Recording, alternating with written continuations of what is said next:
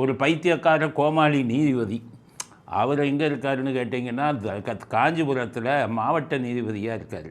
இருந்தாலும் என்னென்ன கோமாளித்தனம் பண்ணாங்கன்னா, நம்ம அரசியலில் மட்டும் அயோக்கியர்கள் அநியாயம் பண்ணுறவன் இல்லை, நீதித்துறையில் இருக்காங்க, காவல்துறையில் இருக்காங்க. ஒவ்வொன்றையும் நம்ம காலி பண்ணணும். காஞ்சிபுரத்தில் இருந்தாலும் மாவட்ட நீதிபதி இருந்தாலும் பஸ்ஸில் ஏறி வராரு.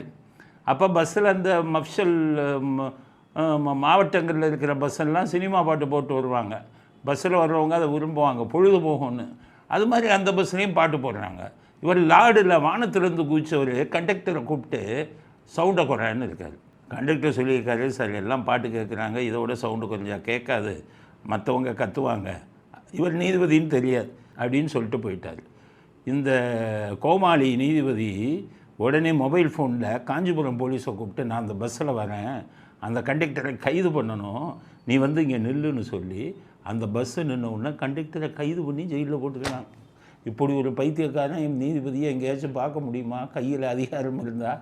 அப்போவே நான் சொன்னேன், இந்த செம்மல்ங்கிற ஆள் பைத்தியக்காரன், இந்த ஆள் வந்துக்கிட்டு கோமாளி. இந்த மாதிரி ஒரு பஸ்ஸில் கண்டக்டரை எதுக்கு பிடிச்சி நீ உள்ளே போட்ட? அவன் தான் எல்லா பஸ்ஸுலேயுமே வந்து பாட்டு போடுறதுக்கு அனுமதி இருக்க. அரசாங்க பஸ்ஸிலே பாட்டு போடுறானே,